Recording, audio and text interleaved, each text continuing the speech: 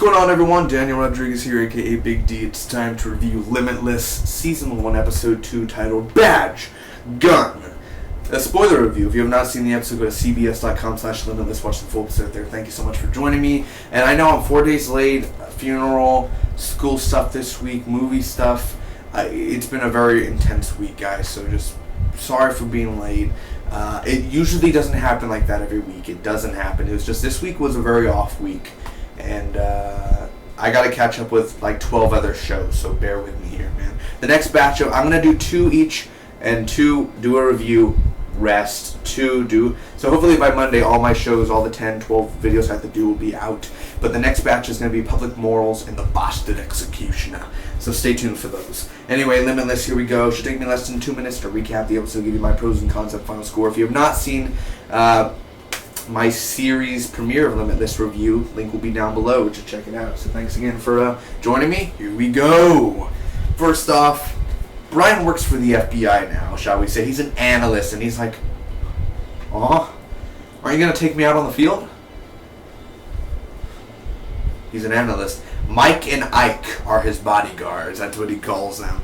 And so he's doing a case of a murder. There was this car explosion, and this guy's name who died was named Stephen Fisher. He was like an author and everything. And he notices when he's on NXT or NZT, I totally forgive me if I forgot. Forgive me. NXT, I believe it was called. So he's using it, and he's like, the camera and everything, doing all that. What if it was like the tongue just. And anyway, that would be freaking rad. Anyway, so he notices a bumper sticker and everything, and he escapes the boring file room because he's thinking, I gotta go make a bomb. I have to make a bomb. So he's gonna go get bomb materials, because that's what he thought, because of the car explosion, and he knows someone attacked and did this on purpose. So he noticed that the wall was very weak and everything. It was like very thin. So he can't escape the room because the FBI agents, he can't leave. So he just breaks through the wall and he ends up escaping, and the FBI agents have to look for him all day. So he went to go get the bomb materials. He is in trouble when he gets back to the FBI. Kind of a slap on the wrist at first. So we're trying to go after Darren Cullen. He is Torres. That's his name. He actually makes bombs. They found him in his workshop, and well, Brian kind of led them to him. Excuse me for that. So next, we move on to Genghis Khan, where that's the next step in this whole case. And there's this coffee shop, and there's this guy spraying this virus in this coffee, and a woman picks it up. And it was not meant for Stephen Fisher. Stephen Fisher went and grabbed that coffee. It was not meant for him. So I love how to get the Genghis Khan information, he had to escape the office a second time. Again, breaking through the wall and everything. So he says that he didn't break through the wall again, but he did a diversion and then he ran. But I like how he walked into the FBI and it's "You're Fired" song. It's like "You're fired," and it was pretty cool, man. I love that. Anyway, he's on a family game night with his family, and he tracks his camera on this girl the next day, and we find out General Anada is having an affair. And he is sick. He's in a coma now. And when they talk to Niles, who is this big boss at this biotech lab and or company, and Brian talks to the employees, and he's like, he's talking to. I didn't even capture the girl's name, the girl from Dexter, Deborah. I didn't catch her name, man. Holy crap, Kate, something like that. This is what happens when you got 12 shows, guys. You forget. Okay, bear with me here, man. Bear with me. Deborah, okay, I'm going to just say Deborah, the other FBI agent. He's like, show your badge. Show the badge. 1 second, I'm sorry. Can you show the badge, please? Like, come on, just tag me in. Come on. I love that, man. Brian is a very cool character. Anyway, he gets emails, and Niles is eventually arrested for doing the virus and everything, all that. He's the one who sprayed on the coffee. So the nurse that Brian's dad has at the home is the nurse that gave him the shot last week with Bradley Cooper there. She works for Bradley Cooper's character, Edward Mora. So it's kind of like, okay, your father's health should be well. Hope nothing messes that up. basically paraphrasing. If he talks about the drug, your father's gonna get injured very badly, so don't talk about him. So we can't tell him. You can't tell him about the drugs or anything. You can't tell him about what he's doing. So overall, what did I think about this Limitless episode, guys? Let me give you the pros first. I do like the ending. I like how the nurse and that twist there, that literally was, I thought, oh, my nurse, and I thought Bradley Cooper was going to come out. I don't know why. I just thought he was going to be dressed up as a nurse and everything, be like, hi, Brian.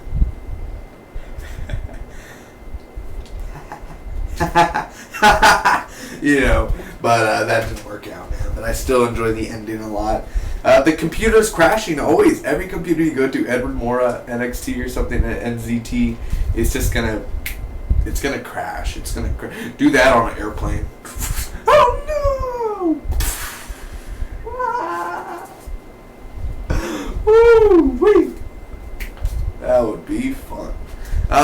It's a very funny episode, man. Very, very funny. Because Brian's what makes it funny. And I read lips.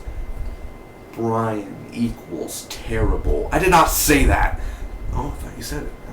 Literally, he's like, and I don't like how the girl was like, you're an adult, you need to grow up.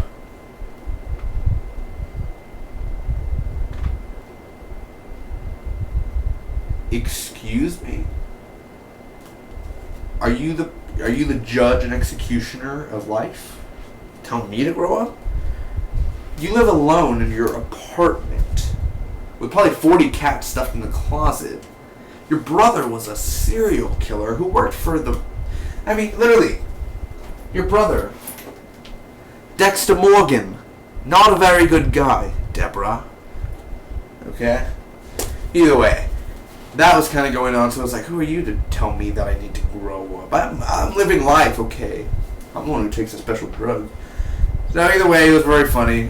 He didn't do any of that, what I just said, but still, like, it was very funny that he did. He's actually solving stuff. He's actually solving cases, man. I do like that. I like how he's actually, he's actually joining the FBI. Like, he's a part of it, but he's actually on the field, too, towards the end. The narration, I like how he actually talks about it. He's almost like in The Flash. My name is Barry Allen. My name is Oliver Queen. My name is Slade Wilson. Just that whole look. Listen here, kid. No cool, kid. All that. I do like the dad parts. I do like Brian's dad and the words of wisdom he says. Those are always good. They're always nice and a little touching. Always good to have family moments. The escaping, when he escapes and going through the wall and everything, always a pleasure. Mr. Brian Finch. Which I believe it's Finch. Brian Finch.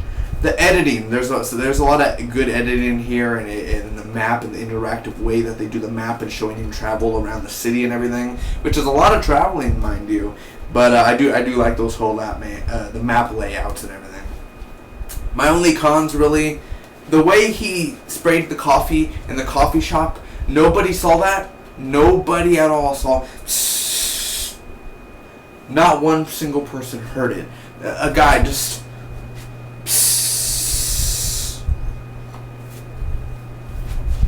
Nobody. There were people right there at his angle and nobody saw it.